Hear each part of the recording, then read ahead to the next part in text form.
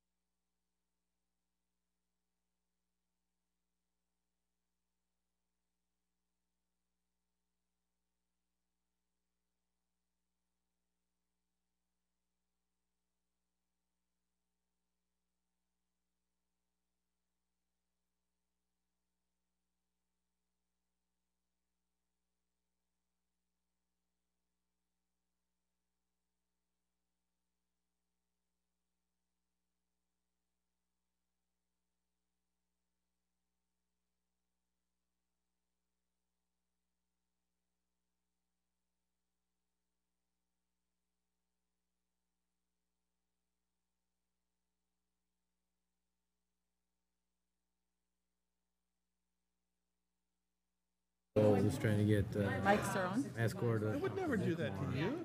I didn't accuse you. I said if somebody do it to them. No, I know we don't take news model, even though they're finished shuffling of the deck. We could just move it down. My goal is to move away from.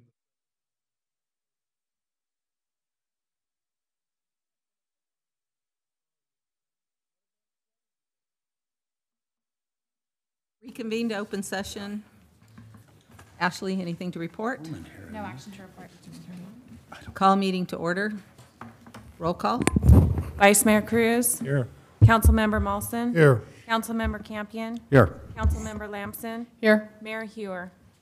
Here. Please join me in a silent prayer and flag salute. Mr. Molson.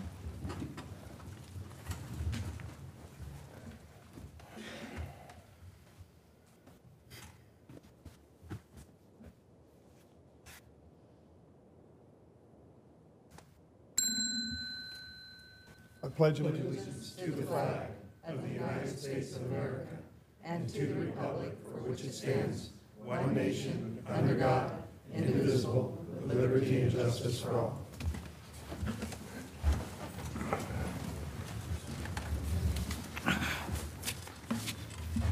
Replay statement. This meeting of the Galt City Council will be cablecast on Metro Cable 14, the local government affairs channel, on the Comcast Consolidated Communications and AT&T Uverse cable systems. The meeting is closed caption and webcast at www.sacmetrocable.tv. Today's meeting will air Friday, August 24th at 9 a.m. and Saturday, August 25th at 9 a.m. The City Council meeting videos are also archived on the city's website, and a DVD copy is available for checkout from any library branch. Agenda approval, additions and/or deletions. Seeing none, we'll move to presentations. Mr. Solis, 2018 Independence Day celebration, cost and review, cost and revenue review. Good evening, Mayor and City Council. Today, Jackie Garcia, our Special Events Manager, will be giving that presentation. Hi, Jackie. Welcome.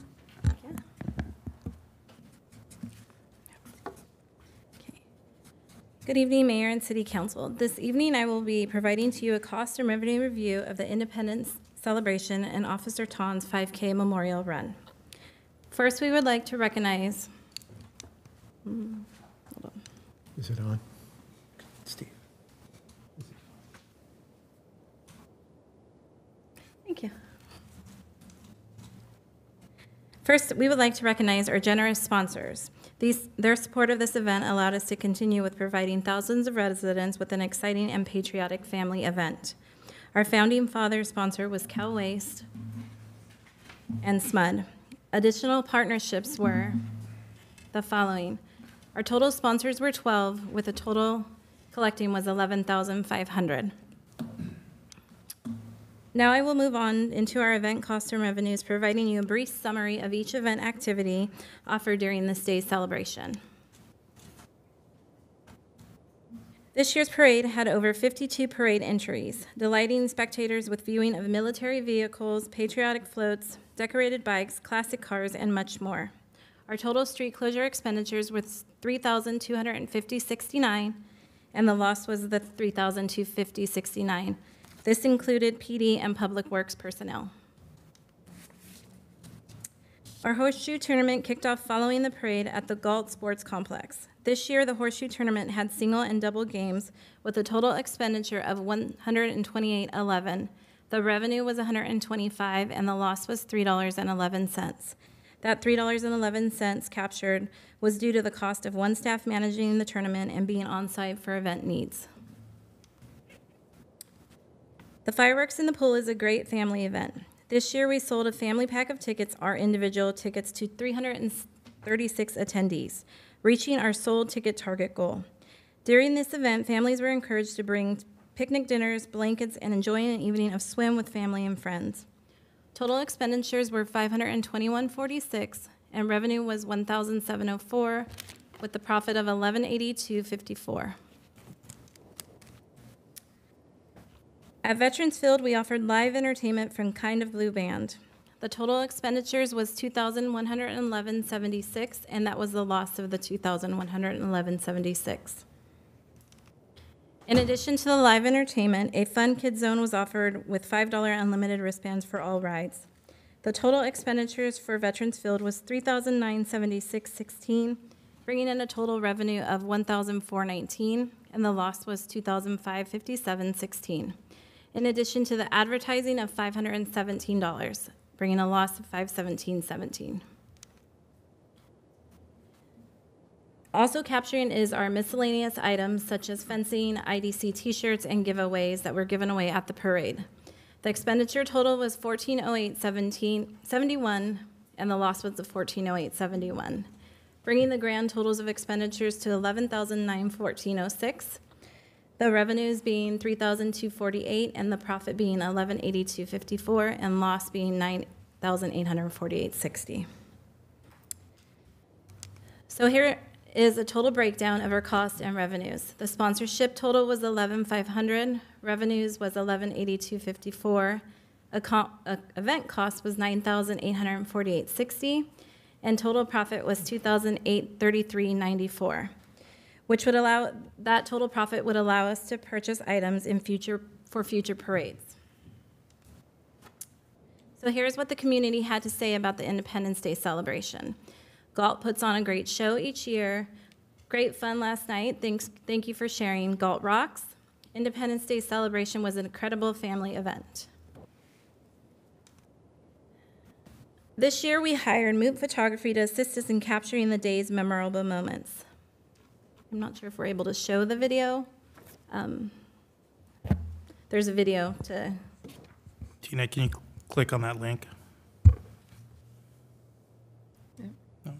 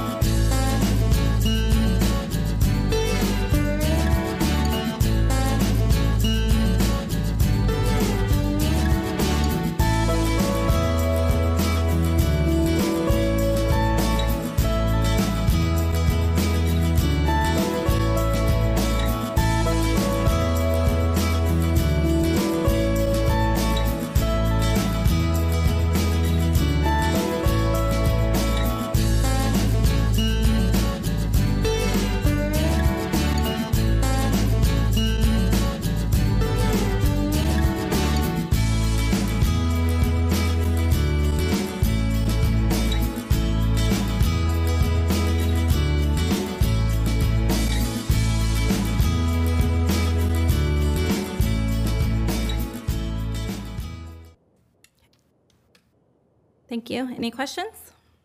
Great job. Great job. Thanks. Okay. I had fun. I had fun. It was a good event. Thank you.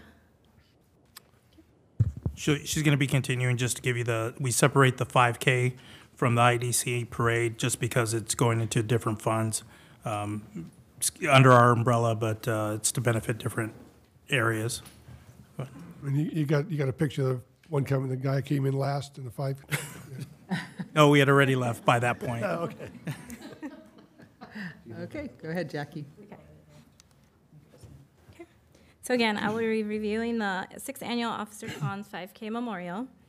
This year's generous sponsors were Cardinal Glass, Kaiser Permanente, Cordon Bleu, Rayleigh's, Galt Market, and Walmart. Provided, the total sponsorship was $2,000. Registration and T-shirts that were collected was $5,500, with the total event cost being $4,923.42. And again, that reflects PD and Public Works cost. Total net profit was $2,576.58. This year, we had 3 volunteer programs that assisted with event setup, including the memorial maintenance we distributed the funds to. The Youth Commission of $700, PD Explorer Program $300, Parks and Rec Scholarship $700, and the memorial maintenance $300, with a total donation of $2,000. We're asking council to allow us to carry over a fund of $576.58. Any questions? I just wanted to make it very clear that both profits for both events will be going back into the events. They do not go back into general fund money. So, we're buying you flags, we're buying you electrical cords. this isn't to make money, it's to keep the event going. So those monies will be rolled over into next year's event and future events. Thank you. Thank you. Next presentation, Parks and Recreation Commission Annual Report to City Council. Mr. Solis. I have this very easy tonight because I'm just going to be appointing people. This is our chairman, Joe Batondo. He'll be giving that report. Welcome, Mr. Batondo. Hi, how are you? Sorry if I can get my thing to unlock. So this is the July 1st, 2017 through June 30th, 2018 Parks and Recreation Committee report. The committee consists of myself, Kelly Keegi, Angela DePrado, Chris Smith, and Janice Williams. There's some notable things this year. Sorry, I'm just looking at my notes.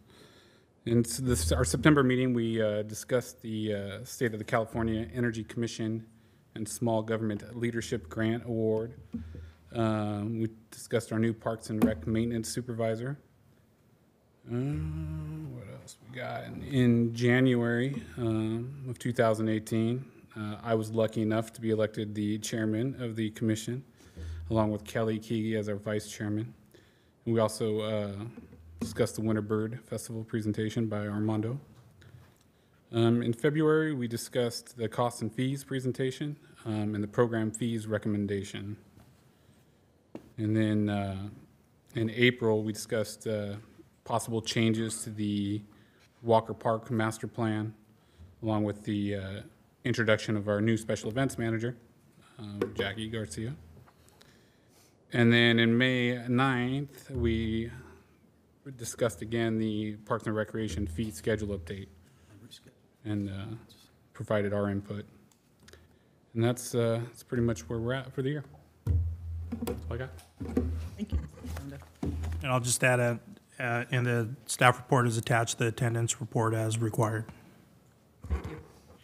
Could you explain a little bit on the Small Government Leadership Grant? That was the grant. We were giving them information regarding the, for the master plan for the property here that we're on. Maybe Chris can. That's the California Energy Commission grant that he was referring to. So that's going, as you know, the Galt Market Master Plan, Right. Climate Action Plan, and Carillion Boulevard Master Plan. As it pertained to majority of 06 property, we brought that forward to the Parks and Rec Commission. Well, thank you for your service. Commission on Thank you. Aging Annual Report to City Council. I'll be bringing up Chairman Ballet up to give that report. You got it easy tonight. Welcome, Mr. Belay. Step ahead. Good evening, Mayor Hewer and City Council members and Madam Clerk. The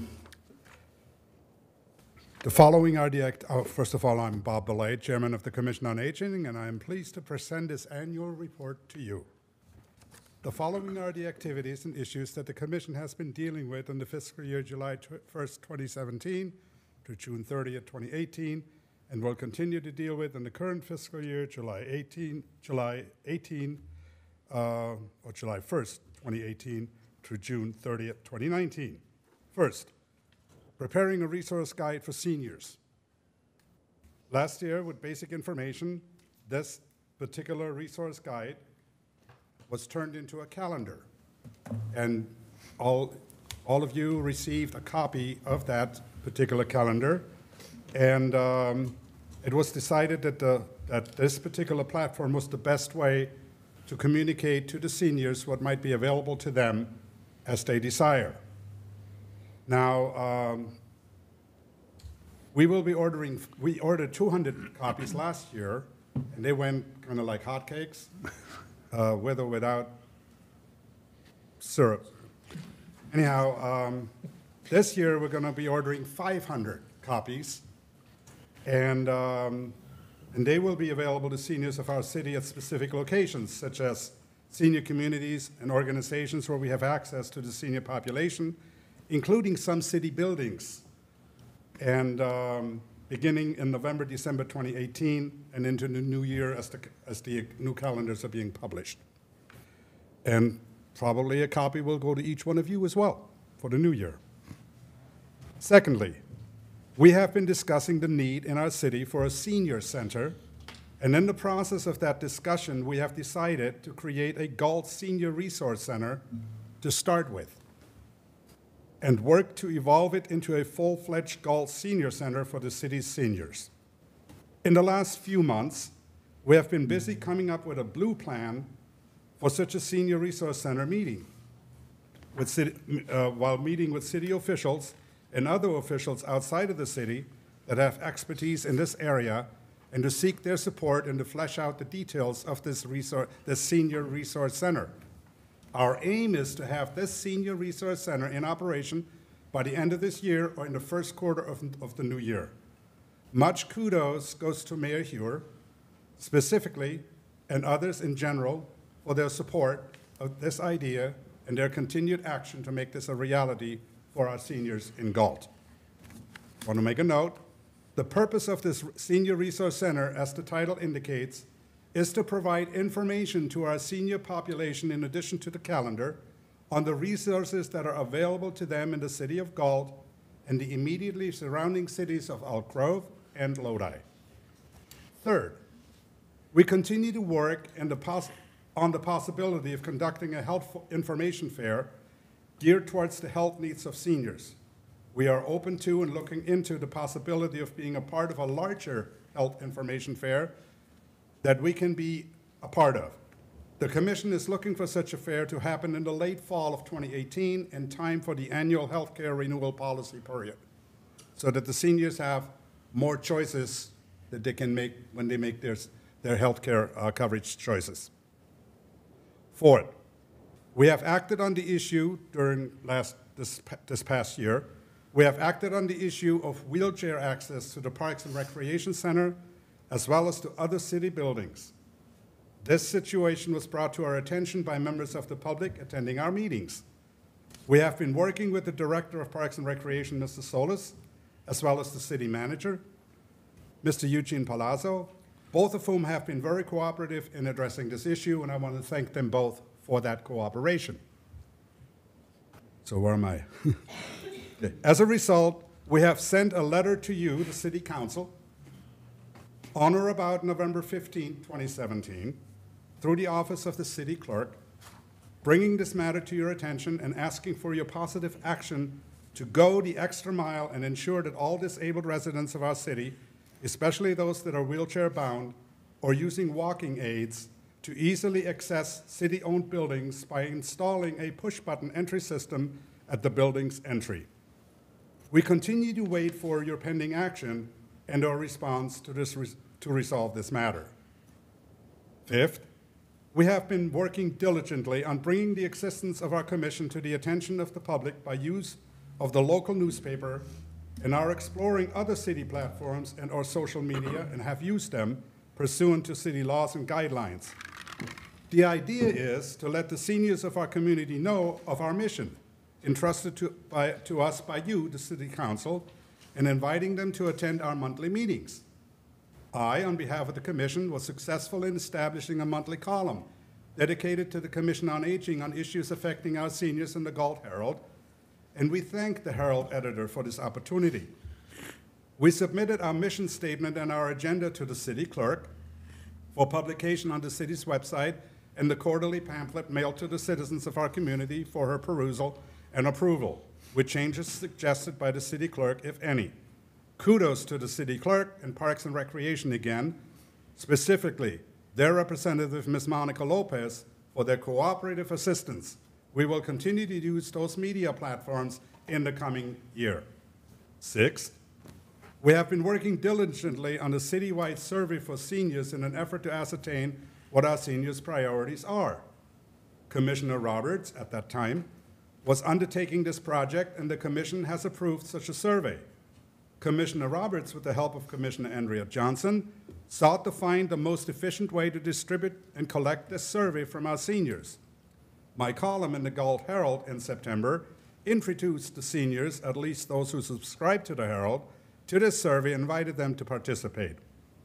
The Senior Club was also distributing these surveys. I was successful in having my landlord at Three Palms Mobile Estates include this survey in her October monthly bill mailing to my 130 fellow residents. And here's a little not-so-happy note. The response to this survey by the public was minimal to such a degree that the commission decided to take no further action for now. Perhaps we can come up with a better way to make a survey of seniors for the city of Galt more successful in the coming year. So that's what we're heading towards.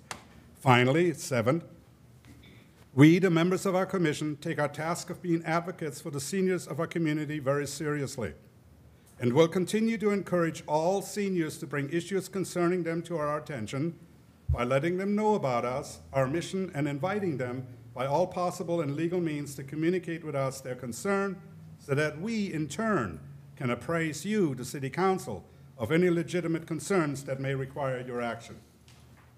8, to enable the Commission on Aging to be a better advocate for seniors, we will be asking the City Council to kindly consider involving the Commission or a representative thereof, and to the degree that it lawfully can, in the Council's future actions that affect seniors.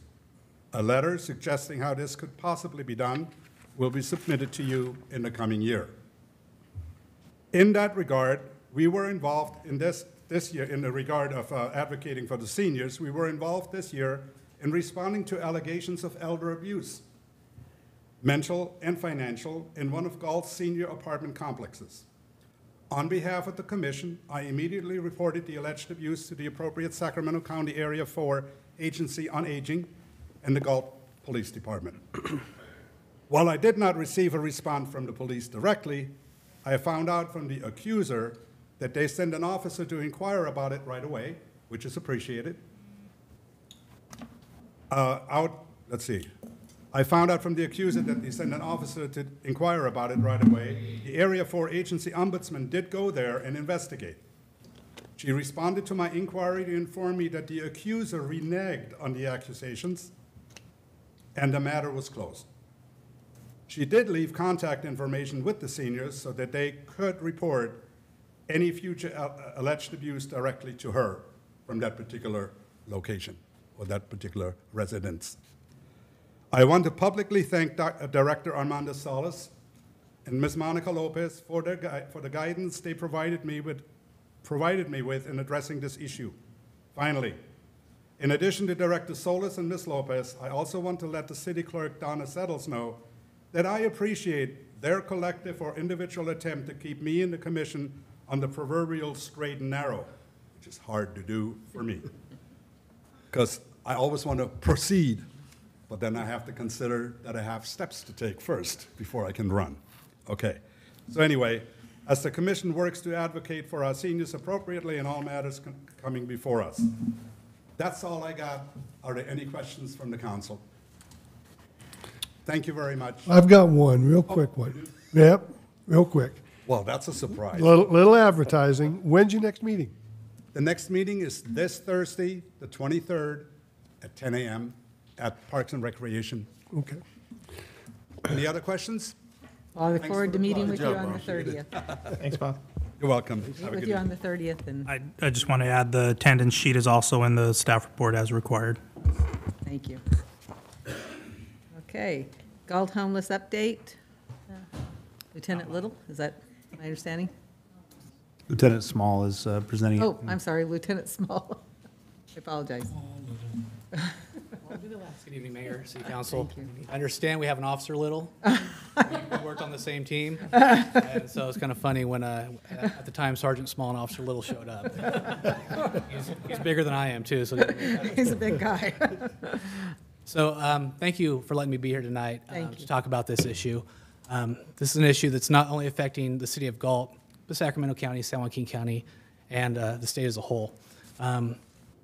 As I talk tonight, you'll see that we've made a lot of strides in addressing issues related to homelessness, but we still have some challenges, and not just us, but the county and the state as a whole. But it's something that we're committed to addressing in an appropriate manner. So I'll begin. So we recognize that homelessness and the challenges associated with it are a significant issue, like I said, not just in the city of Galt, but in Sacramento County and the state. And if you compare our numbers to county numbers to state numbers, we're actually doing pretty well.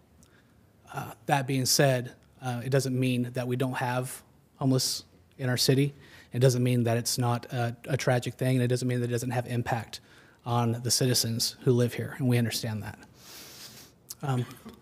We have some statistics, which I know everybody loves, so I will kind of breeze through these so I don't lose anybody. But as you can see, over 500,000 homeless people are in the U.S., 25% are in California. That's pretty staggering when you think about it. 68.2% of those homeless in California are considered unsheltered. The difference between what unsheltered homelessness means is what we traditionally kind of look at as homeless, so people living on the streets, tents, those types of situations. This doesn't account for the homeless who are staying at relatives' houses and have a place to live temporarily but no permanent residence. We've seen a 15.5% increase in homelessness from 2015 to 2017, and 42% of the homeless in California are chronically homeless. So that's a large portion who are not just temporarily homeless between jobs, those types of situations. These are people who homelessness, unfortunately, is a lifestyle and something they have to deal with on a continuous basis. So kind of narrowing it down a little bit more in terms of Sacramento County statistics. According to this 2017 point in time report, 3,665 homeless in the county. Again, 56% of those are unsheltered.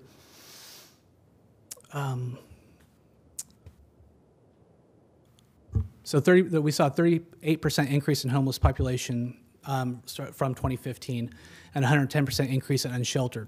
I can't say for sure, because obviously there are studies to back this up. But it's a congruence of factors, including high rent costs. And when you talk about homeless, you can't not talk about substance abuse, mental health issues. All these kind of come together to kind of create this situation. And so you take those factors together with the high cost of living in California, in Sacramento County. That's why we see these larger numbers. And the higher increases lately as the housing market continues to recover from 2008. So it just shows the total, this graph shows the total number of homeless during that point in time for Sacramento County and how they're broken out between sheltered and unsheltered. This graph kind of shows the direction that homelessness is going. It's not the direction we want it to go, obviously, as a community. But this is what we're facing at the police department on a daily basis. So we're seeing those increases, and again, that major increase in 2017. And 2017 was the first year since 2013 where we saw a greater proportion of unsheltered homeless, which is interesting because the unsheltered homeless are the ones that we're dealing with typically at the police department that are an issue that people call about, concern in the community. The ones who are sheltered, who are staying with family but don't have any permanency, we typically don't hear too much from because they have a place to sleep, even though it's not a permanent situation. Due to our proximity to San Joaquin County, it's important to talk about the homeless issues in San Joaquin County as well.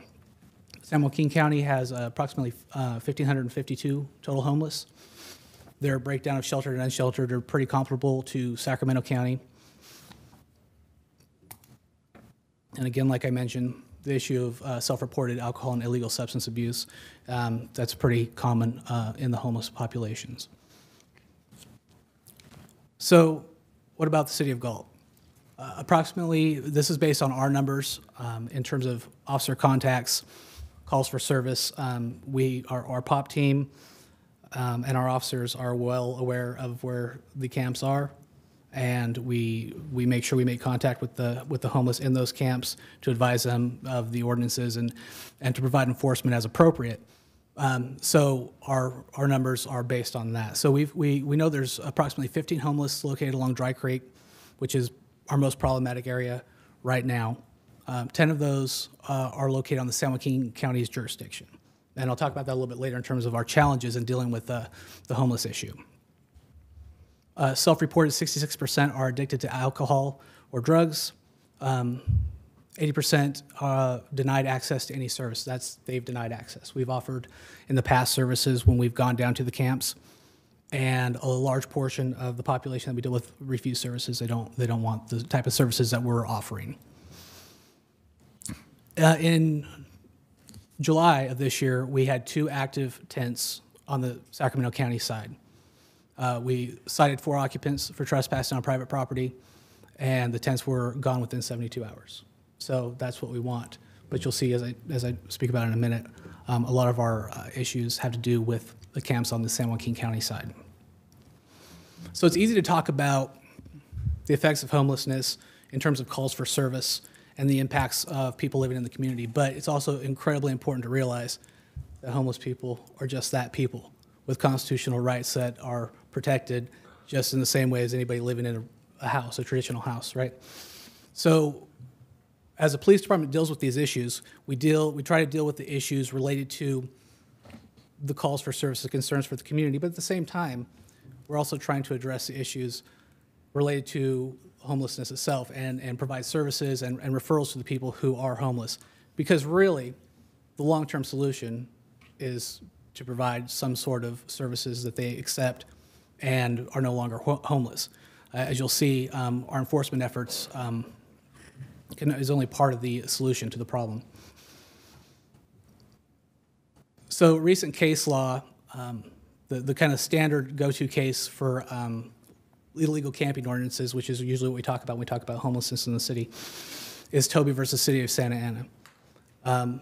The courts have said that the no camping ordinances are valid, they are constitutional on their face. That being said, there are lawsuits that have come up recently that are showing a tendency of the courts to start looking at that a little bit differently and maybe starting to view homelessness as a status as opposed to just a situation. That being said, it creates some pause on our part in terms of how we move forward addressing homeless issues, keeping in mind that the case law and the tendency of the courts towards a more approach of more recognizing that the homeless have very limited options, and as such, there's the laws kind of point toward the courts are suggesting that there might be some different requirements of cities who are enforcing these camping ordinances, or in fact, maybe that some of these camping ordinances may not be constitutionally valid. But again, looking at the totality of the situation and treating the homelessness as people, there's a lot of property, and that's what we get a lot of calls for service about too, right? Is the amount of property that the homeless people have. Again, being homeless, they have no place to store it. So it's stored in different spots around the cities on Dry Creek. As a police department, there's very strict rules that we have to follow when addressing the property rights of the homeless. And that's to protect the very little that they have, right? We don't want to, treat them unfairly because they don't have a place to store their stuff. So we're required, any lost or unclaimed property has to be held for 90 days, and then we have to provide notice and an opportunity to claim the personal property prior to destruction. So when we deal with these camps, back when we used to have a larger problem, this was a burden on the police department in terms of finding a place to safely store this property until it was picked up or destroyed. So some of our past approaches and successes. Since 2015, we've located 22 transient camps and 16 were successfully cleaned up. This was done, and I want to stress this, I can't stress this enough. Our partnerships with these other groups are critical to our success, and this is our plan going forward, is to continue these partnerships with the property owners themselves, with community volunteers, our CAPS program, other county services, and our POP team, of course, who's going down there getting to know these people on a name-by-name basis so that we know who we're dealing with and keeping an eye on what the camps look like. As of July 27, 2018, we were unaware of any active camps within the city limits. And that's good, because a few years ago, that was not the case. I went down with some of our patrol guys last Thursday. The chief can attest to this because I came back looking like I marched through bushes, which I did. And I got to tell you, the Sacramento County side, our side of the river, there's not a camp down there. And I went and looked for myself because I want to know for sure. We have some challenges on the San Joaquin County side, and again, I'll get to that in just a second. So some of the areas that we've addressed in the past successfully is West Stockton Boulevard north of Twin Cities Road, Marengo Road east of Mogum, Twin Cities at California 99, Canyon Creek Park, some businesses along C Street and on Lincoln, and then the Dry Creek area, which continues to be an issue for us right now. some photos of some of the cleanups we've done in the past. Our CSO, TJ Gadati, has been instrumental in making this happen. He's contacted the property owners who've, helped to arrange for the cleanup of the camps after we posted the appropriate notices. We've had a lot of success in this area. The purpose of the no camping ordinance really is to protect public health, right? It's important to remember that as we address these issues, we're not addressing homelessness per se, but we're addressing the public health and public safety effects that homelessness can cause, so sanitation issues and those types of issues. So we've done a good job of addressing those issues. Again, there's more we can do. When camps are on private property, which the majority of our camps that we've dealt with are, first thing we do is contact the landowner, get them to sign a no trespass order. That way, anybody we contact on there, we can cite for no trespassing. And that's helped us. But again, with the homeless populations, you cite them, they realize they can't be at that one location, but they got to go somewhere, right? So they go somewhere else. And that's been a challenge as well. So again, some of the things we've done, proactive patrol. We try to be down there and talk to these guys and gals and try to work on ways to alleviate this problem, try to help them out, provide services. Again, we do meet a lot of resistance when offering those services, which is unfortunate. In the event that we come across people and there are crime or criminal statutes that they violated that we can enforce, drug laws, those types of things, we do that just like we would with any other citizen. But with some of the limitations of recent changes in California law, an arrest for narcotics is a citation, right? We don't take them to jail anymore. So when we cite somebody out for possession of drugs, for example, at a homeless camp, they're now still homeless.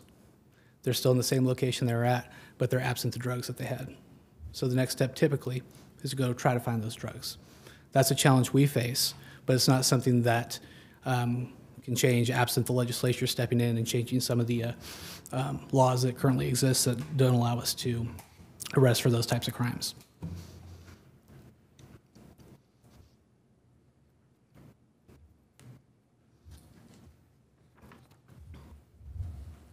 So again, just addressing the hot spots where we know where people are at, making contact, and again, trying to provide services and trying to address the issues. That's what that slide's about. We talked about some of our successes. Here's a couple of pictures, which they're a little bit bigger, but these were spots where camps were previously located. And as you can see now, they're not. And I can tell you when I walked Dry Creek last Thursday, one of the things that stood out to me was in some of these camps, they'd built in dugout steps, right, to make it more accessible. On the Sacramento County side, their steps are there, but the camps are gone, right? That's a good thing. We've addressed that issue. Again, the challenges are that they're on the other side of the creek now.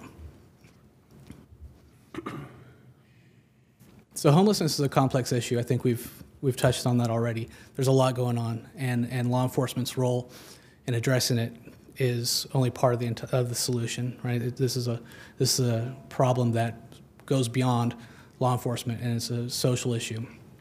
We talked about the limitations that Proposition 47 puts on us in terms of not being able to arrest for low-level drug crimes.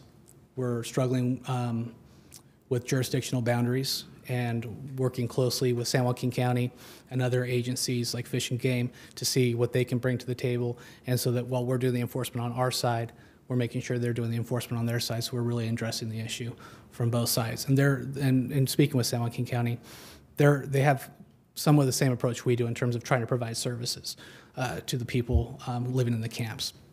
So we'll continue to work with them and address that issue around the Dry Creek area. Some of the cleanup challenges that we have once a camp is vacated, human and animal waste is obviously a problem, rotting food, hypodermic needles, these are all things that we find along the river. This creates not just a safety hazard for the people who are trying to enjoy the walking trails in that area, but also for the officers going down there and anybody else who's living in the camps. It's just not a safe situation.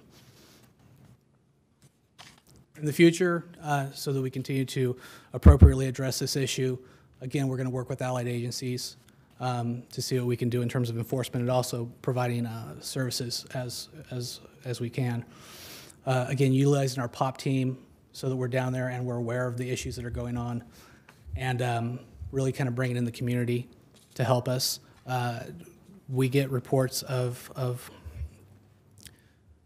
we get calls for service where citizens are concerned that homeless people are walking through their neighborhoods. And though I can understand, especially for a young family, maybe some of the fear that might cause, the reality is walking through a neighborhood is not a crime. And it's not something we're going to enforce because it's not a crime. People have the right to be where they want to be. That being said, we understand the impact that can have on communities and on families and whatnot, and we're sensitive to that, but we're also sensitive to the issue of protecting everybody's rights, regardless of their status. And then again, provide education and outreach, not only to the public, but also to the homeless in these camps, so that in the future, possibly, they will receive services and address the issue. That's all I got. Thank you. Thank you, Lieutenant. Any questions? Sorry. Are there any homeless children that you know of in town? There was a call. I think there's been a couple of calls about possibly children living in the area. And not to get into the specifics of it, but we did go down there on Thursday when I was down there, as a matter of fact. Our primary reason was to find out if there were children down there. Our secondary reason was so I can view the camps. We asked the people that we contacted about children. We were told there were no children, but I'm not entirely sure that was truthful information. But the mother of the children, we were able to find out who she was, find out who the children were, and verify that the children, in fact, are living at a home and not on the river. So that's good. Again, the camp associated with that incident is on the San Joaquin County side. So we forward that information to them so that if there is in the future issues related to that they're aware and they can address it since it's in their jurisdiction. Thank you. Thank you, Lieutenant. Thank you. Further? Okay. Public comment, Tina? Under Government Code Section 54954.3, members of the public may address the City Council on non-agenda items. The public comment section is for the City Council to receive comments, except for brief responses to questions. No discussion or action may be taken on any item that is not listed on the agenda. Please limit comments to a maximum of 5 minutes.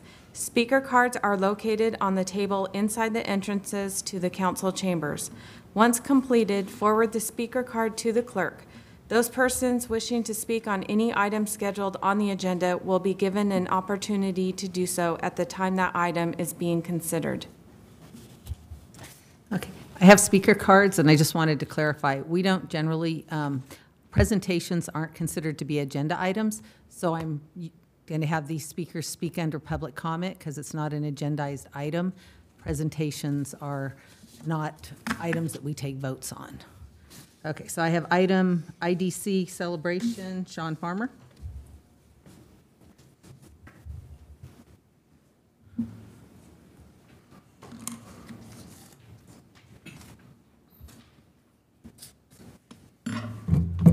Good evening, Madam Mayor, members of City Council.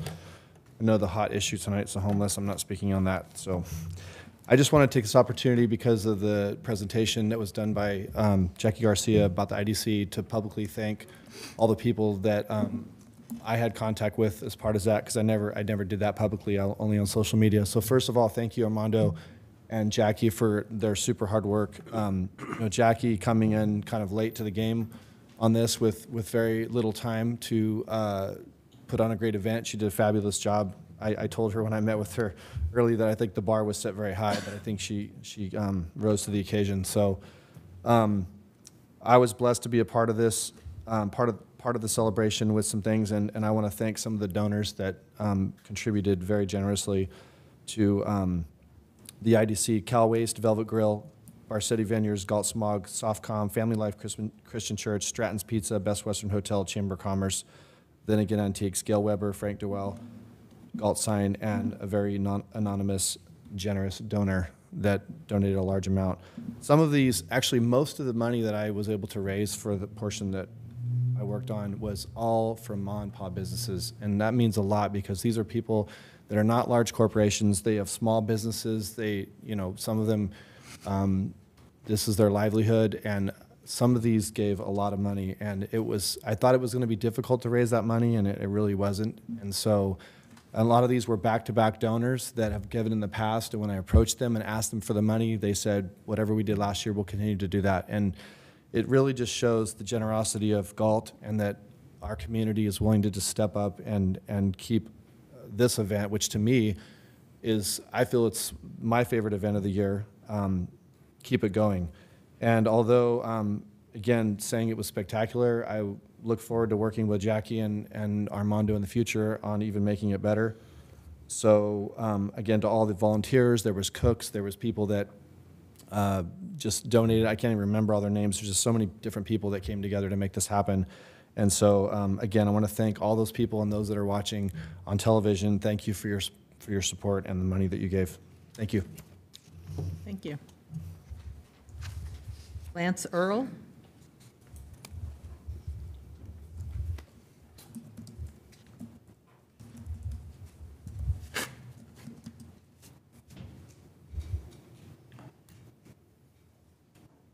There we go. Sorry.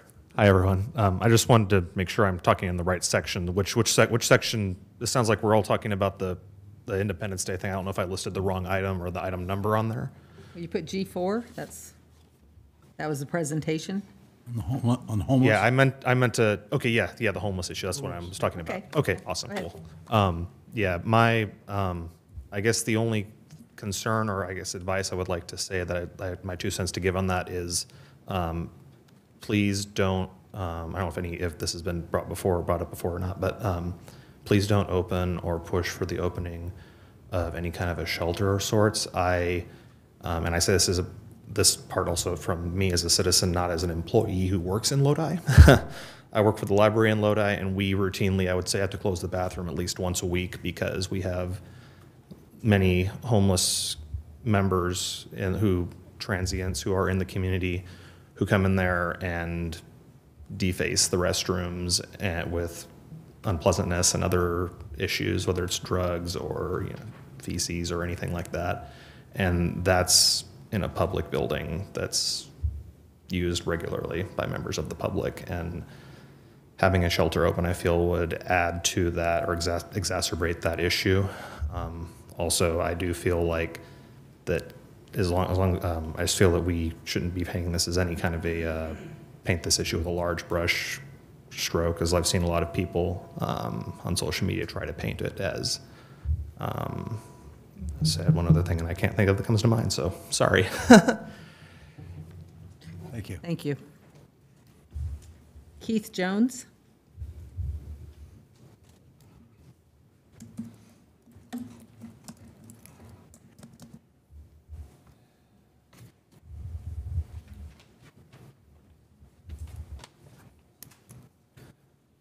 Good evening, council and staff. I would like to, first of all, Keith Jones, 948 Chisholm Trail. So my home backs up to Dry Creek, so we get to live with the issues on a daily basis. As the officer pointed out, obviously homelessness is not legal and they have rights. So does my children and my wife and my neighbors to feel safe in their own community and using the walking trail. So I would like to ask council and Galt Police, it sounds like you're working on it, is what can we do as a community to help you get involved more with San Joaquin County to deal with what's happening? Because we feel like the Galt has done a good job of clearing our side. They just walk around the other side now, and you're on the south side of the bridge, and when the drives there can see it. I have not personally stopped to go down there, but I've personally probably almost hit 1 or 2 of them in the mornings when they come stumbling out. So my question to you is, what can we do? Can there be a committee? Can we, as citizens, do we want to start calling San Joaquin sheriffs every single day and bugging them? I mean, we're using your resources constantly to come deal with this, what is the best way? Because we all have the same rights as them to feel safe. And that's what we need to do. And it's not a safe place. I can't allow my children to go down there by themselves, who are in their teens, because of the homelessness or the people walking through. Other neighbors have problems with the transits in the evenings, late at night, walking through. I understand you can't arrest them. It's an open public street. But again, what do? It's our neighborhood, and I'm pretty sure, I know most of you don't live in our neighborhood and deal with it on a daily basis. So that's my request to you, and thank you. Thank you. Mort Rosenberg?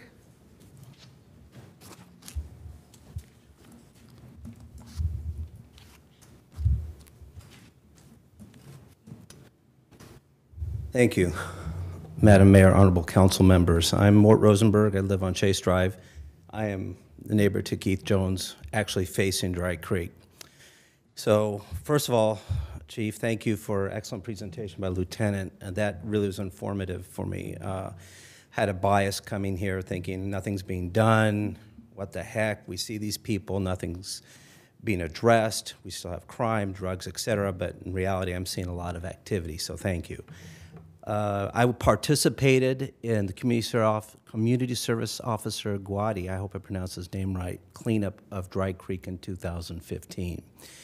I had the officer and a sergeant over to our house last fall to find out what we can do to be proactive along the lines of what Mr. Jones was saying. How as a community can we get involved?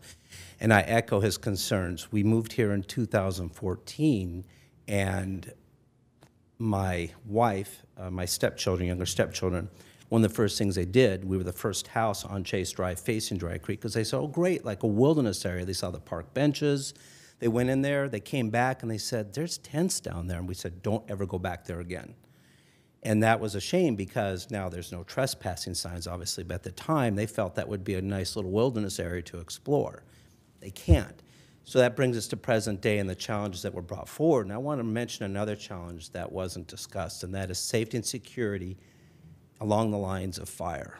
We have a very dry area. Central California, Sacramento Valley is very dry. We all know that. We see the damages that fires have caused in Santa Rosa, in Redding, in Lake County. And the homeless can be a cause of the fire, intentionally or unintentionally. And we have to keep that in mind, because the proximity of the homes, the proximity of all that growth can be combustible. And if fire gets started, it doesn't just ignite, it explodes and creates its own windstorm. So it is possible that something could happen to that part of the community that I live in. And I want consideration to be given to that when we address this homeless issue, so that we can assure ourselves of some ability to sleep at night. We ourselves have done what we can to protect our home by putting gates up, locking our gates, making sure our alarm is set. And that's something that we just do anyway because we feel safer at night. However, there are many times that we'll get up in the middle of the night to have a glass of water or look out the window, and we'll see foot traffic on the street going to and from that area. We've made service calls, but recognizing a lot of times that the police are very busy, especially at night with other calls, sometimes we feel we're burdening them with issues like that. And we don't want to do that. We want to find a solution that will work with the residents, with the community, possibly churches, possibly folks in San Joaquin County, that we could all come together and address the homeless issue. Because 80% on that statistic show that they don't want help. So they're choosing to live this lifestyle, in my opinion. And that's something that for those of us that live in the city, live in the county, and pay the taxes, pay the fees, that's something that we really shouldn't have to put up with if they don't choose to want to get help that we are willing to offer them through various community services. So thank you for the opportunity to speak with you. Thank you. Joe Batondo?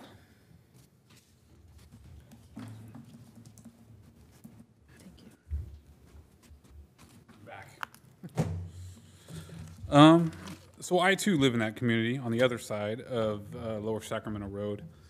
Some issues that we've had on that side are littering, drug paraphernalia found in our front yards, theft of personal property, both things out of your yard or cars broken into, Now it's coming up to theft of utilities. We've been finding these people have been coming into our yards, filling jugs of water and carrying them off down there.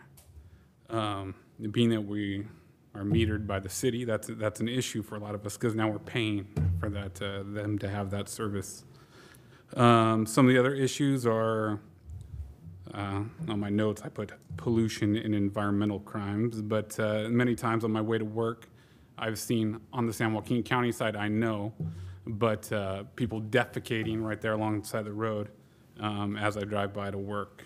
Not to mention the constant 3 a.m. Female that comes through our neighborhood who admittedly has schizophrenic issues or whatever and screams in the middle of the night, waking up the entire neighborhood. But that being said, I mean, those issues are brought on by extended drug use. Some of the things that we as neighbors have done in the neighborhood, we've contacted the police department, who, thank you for you guys coming out and doing a good job. We've contacted the San Joaquin County Sheriffs. We've contacted many of you. We've contacted Sac County board members. We've also talked to San Joaquin County Board of Supervisors. I spoke to Mayor Hewer on the phone Tuesday night, and we discussed cleaning up and how you can't clean up the area because we have to store their stuff and because of lawsuits and stuff pending that. And I understand as a city, we don't want to be storing that stuff. It's disgusting. I've seen it. I see it all the time, both here and where I work. It's filthy. I wouldn't want to house that in my facility. But that being said, it's time to think outside the box. There's other ways we can go around this. I don't believe that this is a police issue. I believe it's a code enforcement issue.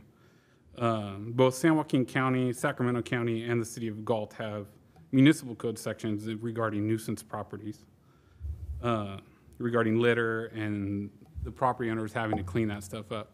It's incumbent upon you guys as our elected officials to lean on San Joaquin County, your peers on the Board of Supervisors, to find these property owners, whether it be Delta College, even though I know we have a thing for Delta College because we want them to build a campus there. But in my 30 years of living here, nobody has ever done anything with either of those properties. They're not agriculture used. They're not ever going to be developed because they're, one, outside the city limits and they don't have the necessary sewer hookups or water hookups to facilitate any kind of development.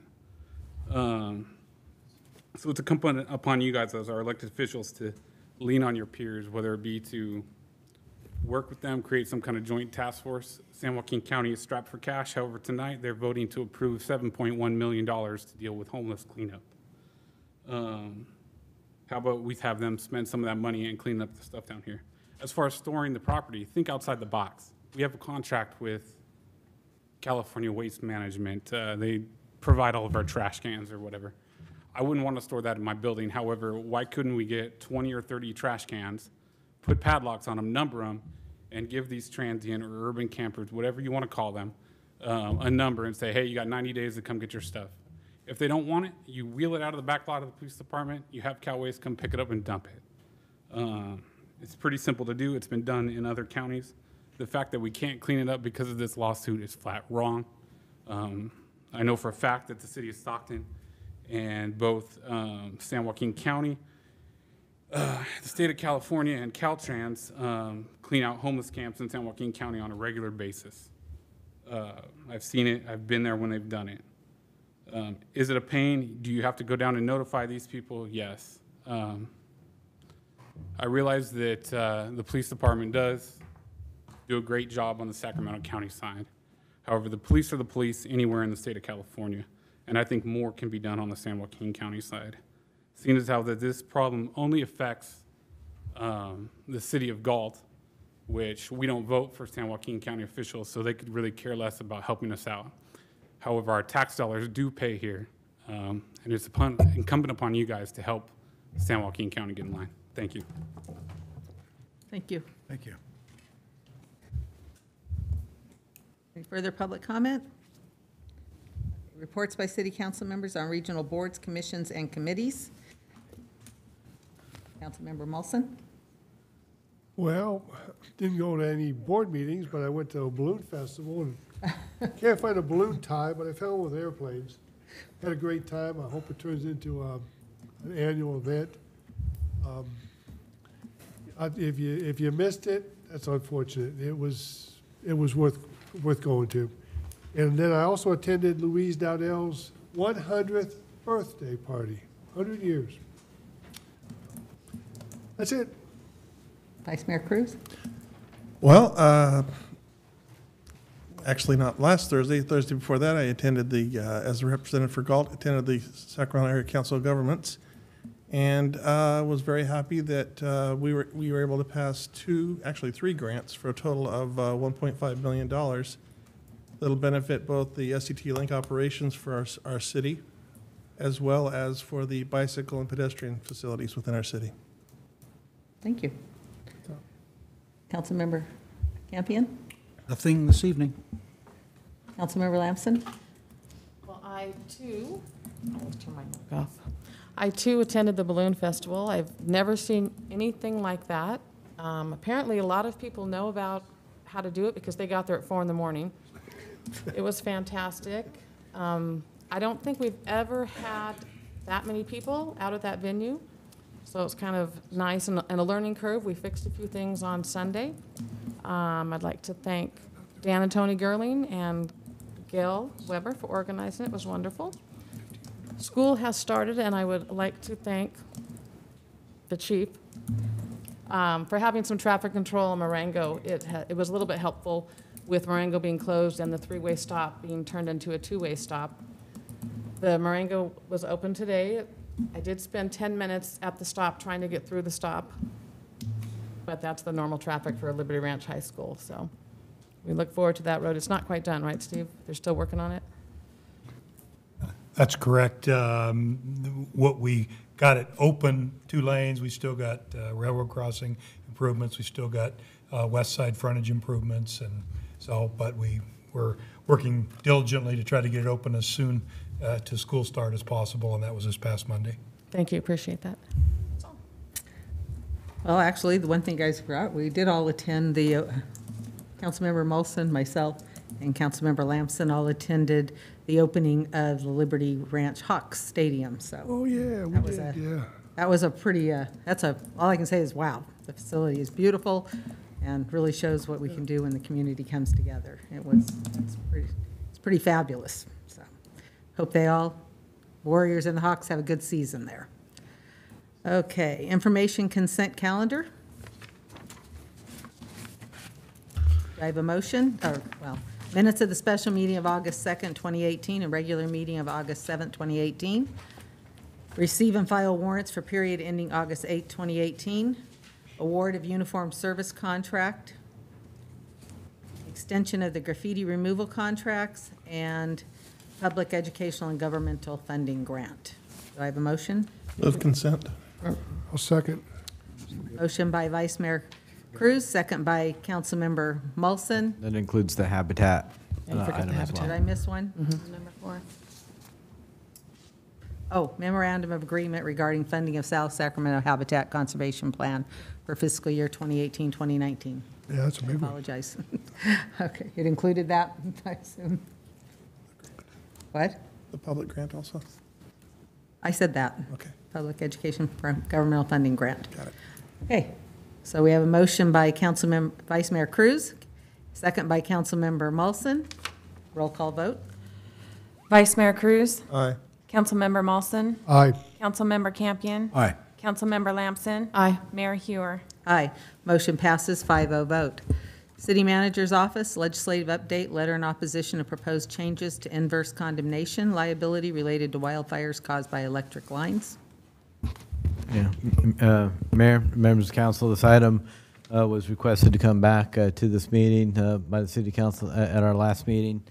We provided you a staff report and kind of an update. You know, this was an item that, you know, kind of went through the, you know, I think to committee kind of quickly. Just yesterday, we got an update from the League of Cities that I provided you a copy on the DS. Yeah. kind of in summary, the league is participating in the meetings that they're having on this issue. And they're working with the numerous stakeholders and the investor-owned utilities, i.e. the PG&Es of the world. At this time, the league is saying that they're going to continue to participate in the discussions, and I believe the discussions are going in a kind of a good direction. What I would recommend to the council, since this is kind of a fluid topic, is to have the council maybe hold on sending the letter at this time. But let's watch it and direct staff or authorize staff to send the letter if there is any change that would shift and greater liability on the cities. Okay. Yeah, and reading the update, it appears to be that we're not going to lose, that they've taken the local control issue off the table. Right. And so we would continue to maintain our local control. And that was my concern, was the loss of local control with the reverse condemnation. But again, that's off the table for right now. And I guess dead committee. Eugenie's working with them, or the private utilities are working with the governor and with the legislature. Then I would agree with your recommendation. Well, as long as, and if I'm reading this correctly, so the legislature is no longer advocating for including provisions for inverse condemnation. Is that correct? That's how I'm reading this as well. Again, it's a fluid situation, and we're just going to have to keep an eye on it and watch it.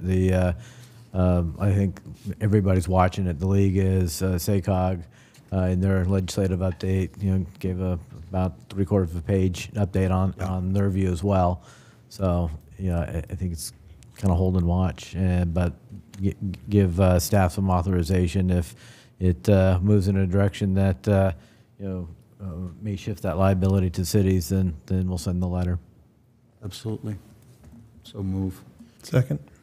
So what's your motion? We need to take action. To as the manager said, to hold, to approve the letter, authorize him to send it if it becomes apparent that they're going to try and include inverse condemnation in the changes in the legislation.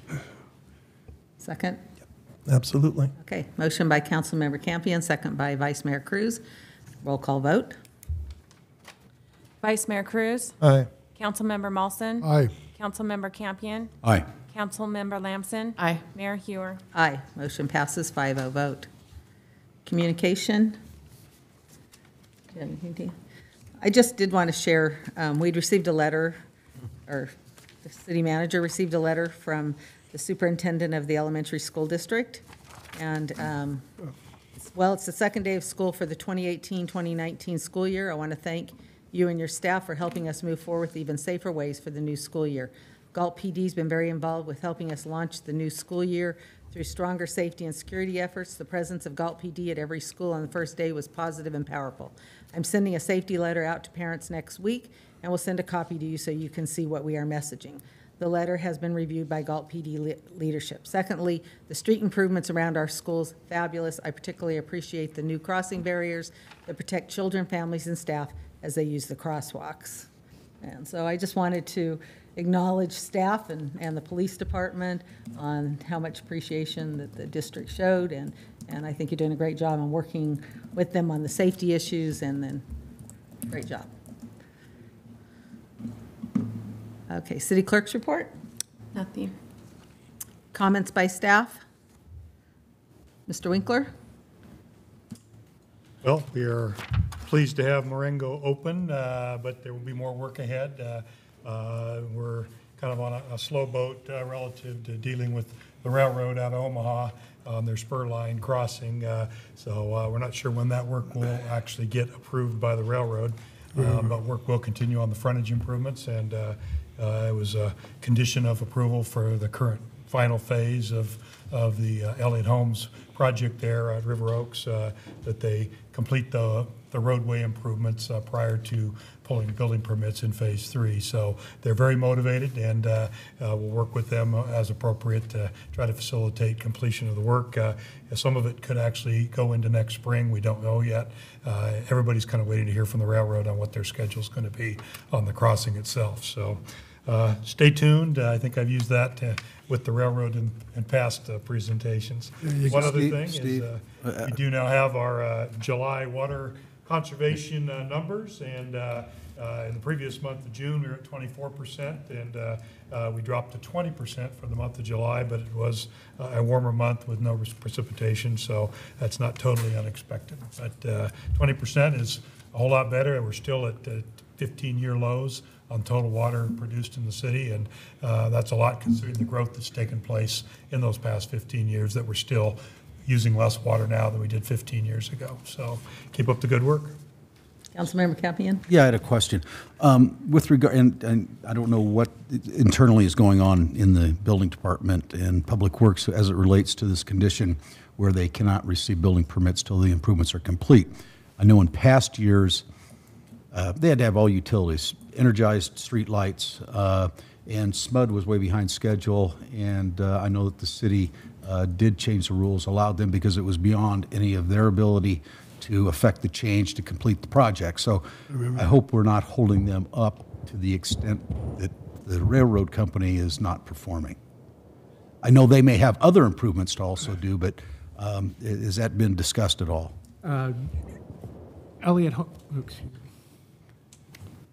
Homes hasn't approached us yet for building permits in the subdivision, but we do have a code requirement that they do have to have public improvements in before they're allowed to start building homes.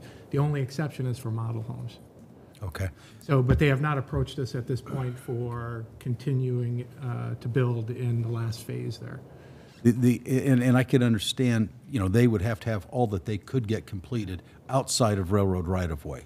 I don't know that, you know, in all fairness, that you would hold up a developer when it is beyond their control. So I don't know. Maybe if it gets to that point, maybe additional discussion. Yeah, and I would agree with that. I don't think we would let some, you know, outside influence dictate whether or not we can build in a fiscal year or not. So absolutely. Yeah, I recall that happening with SMUD years ago, yeah. Yes. Yeah. And you got me when you said railroad. As soon as you said railroad, okay. I understand.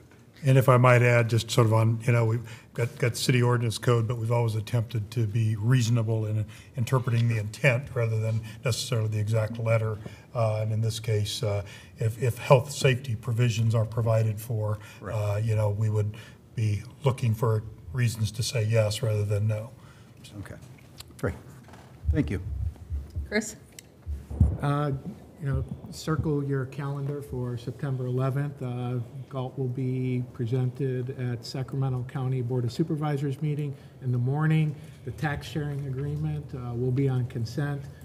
The version that will be on consent is the version that was approved by council. So we're kind of excited about that. And then in the afternoon, they are having a session for the South Sacramento Habitat Conservation Plan. And at that meeting, they're anticipated to you know, move on approval of the environmental documents and then the plan itself. After it will then come to us, I want to say the beginning of October. So September 11th, important date for us down in up in Sacramento. Thank you. Mr. Solis? Other than feeling like I'm on timeout down here, I have nothing. No, nothing. Chief? Just two items. First, we have a Coffee with a Cop event at Walmart from 9 to 11 on Monday. So we're trying to increase some of those activities. So we just got an agreement with Walmart to go out there. So, and then secondarily, for the last couple months, we've been carrying the easiest term is Narcan in our vehicles, and what that is a nasal spray, and if we respond somewhere where somebody has an opiate overdose, then we can administer that, and all of our officers have been trained, and we actually had a save this week on a young man that overdosed, and we were able to bring him back. So it's been successful in Sacramento County, a number of saves across the board, and so we're very, very proud of the officers that were involved. And anytime you have a new piece of equipment, the first time you use it, it's a little nerve-wracking to make sure you're doing it right, but they're very, very professional, and there's a young man with his life a second chance at life because of our officers. So that's it. Well, and the great thing about Narcan is if you give it and it's not the reason for that they're unconscious, or if it's not an overdose, it doesn't hurt you. But if it is, it'll save your life. So great job. Well, there's been a number of exposures to officers as well, where they, if not for the Narcan, they wouldn't be with us too. So while it does help with the public, it also helps with your first responders too. It's great. Jean? Ashley? Nothing to add. Okay, meeting adjourned. Oh, wait a minute. Do we have any future agenda items? I'm sorry. Future agenda items? After listening to the residents along Dry Creek, I'm not sure what we can do as a council or additionally as staff, but I do think that San Joaquin County needs to step up to the plate. And I don't know what contact or interaction there has been. I'm not asking for a report tonight, but I think it's at a future date. I would like to discuss alternatives as to, what would be feasible. Maybe make some preliminary contact with officials in San Joaquin County, including the executive director, and if necessary, we could make contact with the board representative of that portion of that district. Which fronts on Dry Creek. I feel for those people. I mean, they live in a nice neighborhood, and they have every expectation to have a lifestyle like those that don't live there. And I think it's important that we do as much as we can to alleviate that issue. I agree. I actually had them living in the house across the street from me for over a year. Every night, they'd open the garage door and the homeless would move in. Wow. Well, and I agree with you, and we have made all the appropriate contacts with every state, federal, and county agency in San Joaquin, specifically to the camp that's in question. So the really difficult part of this whole discussion is the 15 people that we're talking about all have connections to Galt. And so if they're not going to accept help, they are going to live somewhere. Yeah. And if once that camp is moved along, San Joaquin, then we will be addressing camps in other parts of the city. So in the last 2.5 years, you saw in the presentation, they were scattered all over our city and along Dry Creek, and now it is focused on one area. And unfortunately, those people that live in that area are seeing that effect. But that is going to be the end result of that, is those 15 people will move on somewhere else, and it will be back into our city somewhere. So, but just to put your mind at ease, we have contacted everybody. They are all aware of the issue down there. Does San Joaquin County not do anything about it then? Is that their take on it? No, I think that San Joaquin County has a bigger issue than just those few people that are living there. Their numbers are mass. Sure. And so they're dealing with their issues as best as they can, and really focusing on the higher concentration areas in their county. So I just it just bothers me because I know where these camps are. I've played golf out on the golf course adjacent to it, and I know the problems that it causes for the owner of the golf course as well. If they, I don't think it's a justification that to not clean it up just because they're going to move. I mean, if they're going to move, they're going to move. These people, 80% of them, as it was stated, don't want help. So they are truly transient. And I think it is a matter of addressing the issue on an ongoing basis, but I don't think we just let them camp. And rest assured, that is not the case. Yeah. If they're on the San Joaquin County side. Sure, but our officers are going down there and doing daily checks. Yeah. Because it affects our residents, and we have made continuous and repeated contact with San Joaquin. So we aren't just letting it rest.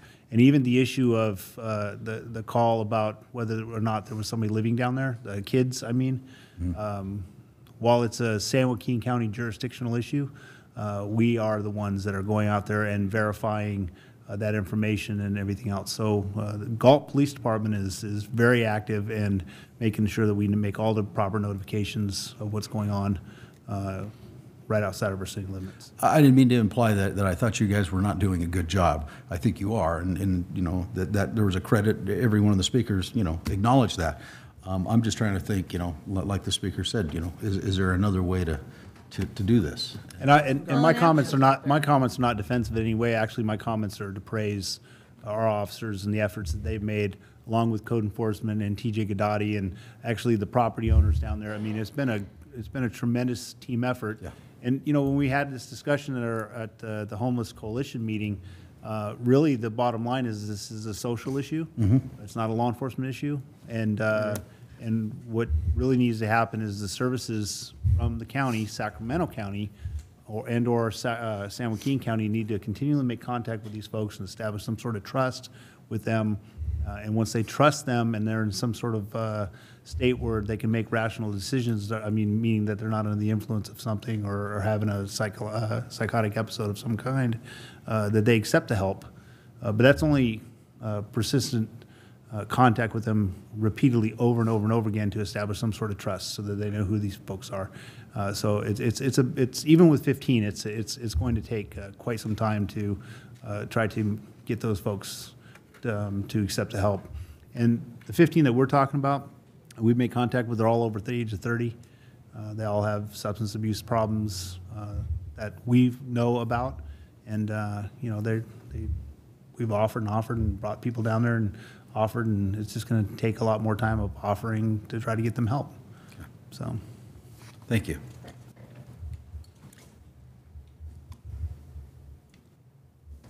I guess my one other comment is that I think that everybody needs to, I mean, it's one of the comments when I was having a conversation with one of the speakers the other night was, I didn't say we didn't want to clean it up. It's the fact that it's on the San Joaquin County side and it's outside our jurisdiction. Even though we can keep going down there and making contact and offering services and trying to get them help, it is outside of our jurisdiction. And they know that, and they do have rights. And they know that they're living outside of our jurisdiction. Is there any way that San Joaquin County can give authorized jurisdiction to the Galt Police Department to enforce San Joaquin County ordinance? Well, sure. It's a massive cleanup effort. It's going to cost quite a bit of money to do. And you also have the fact that they've been there for over 28 days. So you're talking about a lot more than just telling them to go move along. There's some issues with evictions and everything else. Well, I'm thinking more along the lines as well as contacting the property owners and putting it on the property owners, whether this is, you know, the college or not. I mean, if they're the property owners, they have a responsibility to step up to the plate as well. Actually, I don't think that property is owned by. I was going to say that's federal property. If I think it's correctly. federal protected fish and game property. Corps of Engineers, correct? Yeah, we went down there and walked, and it's under the railroad tracks near the trestles, and so it's in the county. So all those federal agencies and state agencies that are affected by the camp being there, we've contacted all of them and took pictures and showed them what's going on down there. Do they have the actual title to the property? That's my question. I mean, they may have jurisdiction, but they may not. I don't know that they would have title to the property as property owner. It's under the tracks, so it's railroad property. You know, waterway issues and stuff like that are down there too, which turns into with some federal issues and stuff too. So it's just going to take time for them to get here. Again, I think with San Joaquin County, there's much bigger, more densely populated concentration of folks that need help in other parts of that county. So this is on the outskirts. I would be interested in knowing who the property owners are on, you know, wherever these camps are located or potentially. And I think that that's at least a start to identify who they are and maybe work it from that end rather than through San Joaquin County or in cooperation with San Joaquin County. I don't know.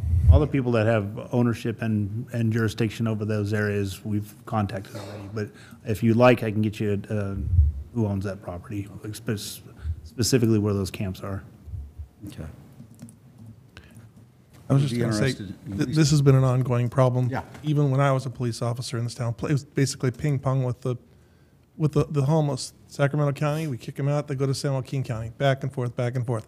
It sounds more like you've got a better handle on it than we've ever had, and you're right, it's a social issue, but with San Joaquin County approving these monies tonight, maybe we can kind of hit while the iron's hot and say, okay, great, here's your first task. Take on the North County. Well, we can certainly contact them and let them know the council's concerns.